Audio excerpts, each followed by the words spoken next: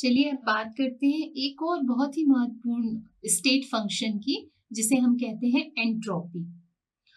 वैसे तो एंट्रोपी को परिभाषित करना सरल नहीं है, पर यदि हम सामान्य शब्दों में इसे बोलना चाहें तो किसी भी सिस्टम की अनियमितता की माप को एंट्रोपी कहा जाता है।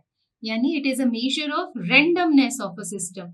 यानी उसमें जितनी ज्यादा अनियमितता है तो हम कहते हैं उसकी एंट्रोपी उतनी ही ज्यादा होगी। तो एंट्रोपी को एस से निरूपित किया जाता है और चूंकि ये भी एक स्टेट फंक्शन है, इसलिए इसका एब्सोल्यूट वैल्यू हम नहीं निकाल सकते। तो हम क्या निकालते हैं, हम एंट्रोपी चेंज निकालते हैं।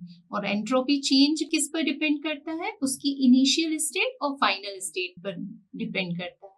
तो किसी सिस्टम का एंट्रोपी परिवर्तन यानी कि डेल्टा एस उस समतापी उत्क्रमणीय विधि यानी आइसोथर्मल रिवर्सिबल प्रोसेस द्वारा किसी परिवर्तन में एब्जॉर्ब की गई कुल ऊष्मा और उस परम ताप जिस पर वो ऊष्मा अवशोषित की जा रही है उसका अनुपात होती है।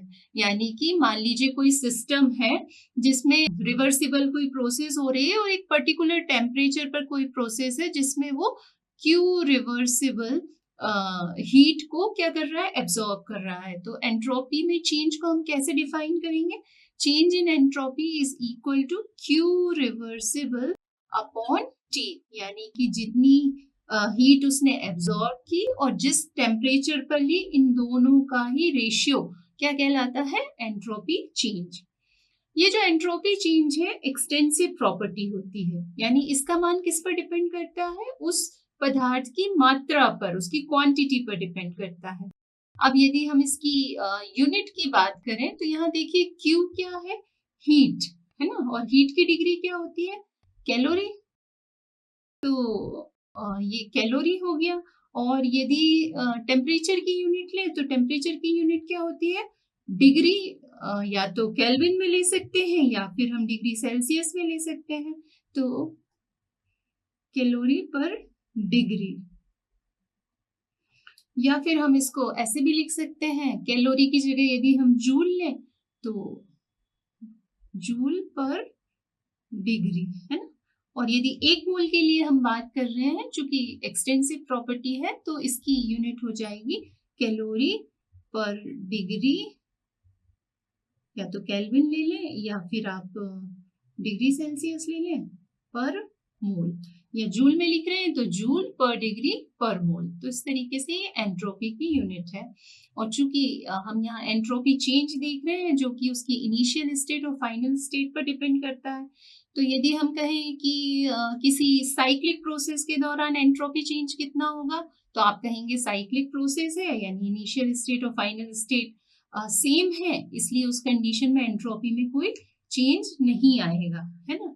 तो चाहे रिएक्शन किसी भी तरीके से कराया जाए उसमें किसी भी प्रकार का कोई चेंज नहीं आएगा। तो ये जो एंट्रोपी है इसका बहुत अधिक महत्व है, क्योंकि इसके द्वारा हम बता सकते हैं कि कोई सिस्टम अपने आप होगा कि नहीं। यानी ये किसी सिस्टम की स्वतः परिवर्तिता, उसकी स्पॉन्टेनिटी के बारे में भी बताती है। जैसे कि हम बात करते हैं कि प्रकृति में होने वाले सारे प्रोसेस जो होते हैं वो अपने आप होते हैं, अनुत्क्रमणीय तरीके से, इरिवर्सिबल प्रोसेस होते हैं।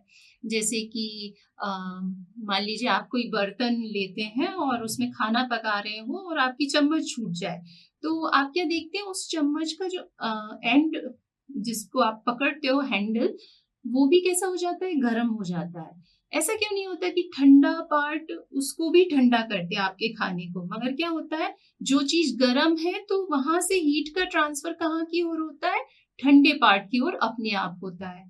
ठीक इसी तरीके से यदि हमारे पास कोई कॉन्सेंट्रेटेड सॉल्यूशन है, तो यदि हम उसमें सॉल्वेंट को डालते हैं तो हम क्या ये सॉल्वेंट रखते हैं, तो वो सॉल्वेंट पूरे पार्ट में तब तक डिस्पर्स होता रहता है जब तक कि सारे पार्ट का कॉन्सेंट्रेशन बराबर नहीं हो जाता।